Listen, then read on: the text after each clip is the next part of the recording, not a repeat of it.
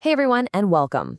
So, if your organization works across different countries and you're using the cloud, and let's be honest, who isn't, then this is something you really need to pay attention to.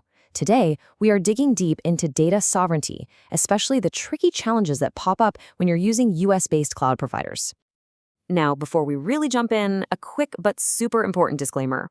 What we're talking about today is based on a fantastic, in-depth report from Virtualization Options LLC. But, and this is key, the laws around the world are incredibly complex and always changing, so please always consult with legal experts who know the ins and outs of the specific countries you're dealing with. Okay? Let's get to it.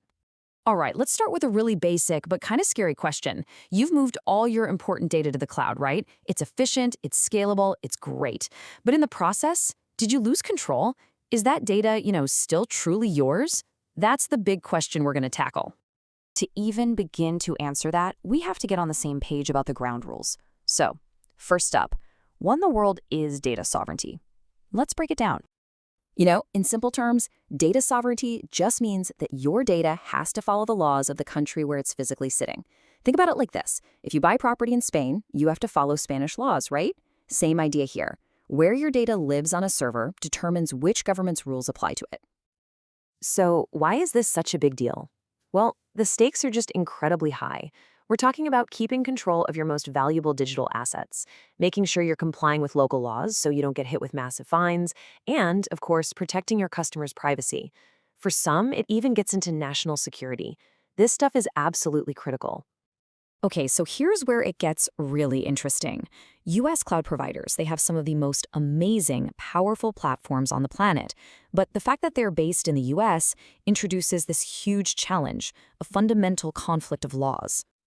And just look at this. This chart really tells the story. The global cloud market is just completely dominated by three American giants: Amazon's AWS, Microsoft's Azure, and Google Cloud. Their reach is so massive that this isn't some niche issue, it's a problem that pretty much every global company has to think about. And this brings us right to the heart of the problem. Because these are American companies, they have to follow American laws. And some of those laws can reach across borders, allowing US authorities to demand access to data, even if it's stored on a server in, say, Berlin or Singapore. Your data could be exposed, even if it never physically touched US soil. This slide right here just perfectly captures this legal collision. On one side, you've got the EU's GDPR, which is all about protecting the data of EU residents. But on the other side, you have the US Cloud Act, which basically says US law enforcement can demand data from US companies no matter where in the world that data is. It's a direct clash of legal worlds. And it's not just the Cloud Act. You have the famous Schrems II court decision that threw out a major data transfer agreement between the EU and the US. Plus, there are laws like FISA and the Patriot Act, which give US agencies really broad surveillance powers. For any company outside the US, this all just creates this fog of legal uncertainty and major trust issues.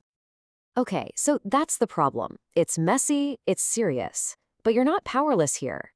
Let's shift gears from the challenges to the solutions, starting with the legal tools you have. This is your first line of defense. A major tool in your legal kit is something called Standard Contractual Clauses, or SCCs. These are basically pre-approved legal contracts designed to protect data when it leaves the EU. But here's the catch, and it's a big one. After that Schrems II ruling, they're not just a simple checkbox anymore. You now have to do a detailed, case-by-case risk assessment to prove the data is actually going to be safe. Legal agreements are absolutely crucial, but let's be real. They're not a magic bullet. You have to back them up with some serious technical defenses. So let's talk about the tools you can use to build your own digital fortress. First up, encryption. This is your best friend. It's like putting your data inside a digital vault and scrambling it into unreadable code.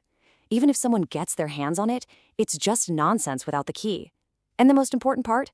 You have control those keys. Good key management means you are the only one who can unlock that vault, not the cloud provider, not anyone else. Next is data residency. This is a pretty straightforward concept, but it's really powerful. It just means you make a conscious choice to store your data in a physical data center located inside a specific country's borders. This goes a long way to making sure your data falls under that country's laws.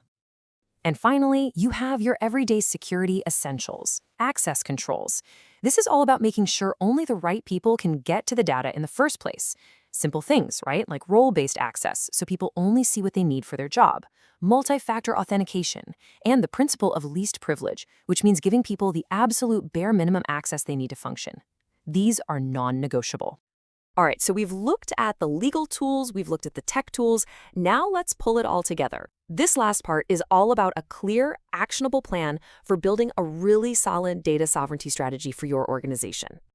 Look, a good strategy isn't something you do once. It's a cycle. It all starts with an audit. Know what data you have and where it is. Then you assess your risks. From there, you implement all those tech and legal solutions we talked about. And crucially, you have to develop policies and train your staff, create a culture that gets it. And finally, you have to continuously monitor and improve, because the laws and the threats are always changing. So, if you're going to remember just 4 things from all this, make it these. 1. Data sovereignty is non-negotiable for compliance and for keeping your customers' trust. 2. Using U.S. cloud providers creates a very specific legal challenge you have to manage. 3. Your defense has to be layered: legal, technical, and organizational. And 4. This is an ongoing process. You can't just set it and forget it. And that leaves us with one last big question to chew on. As more and more countries start insisting on keeping data within their own borders, a trend people are calling data nationalism, what does that really mean for the future of a free, open, and truly global internet? It's something we'll all be dealing with for years to come. Thanks for tuning in.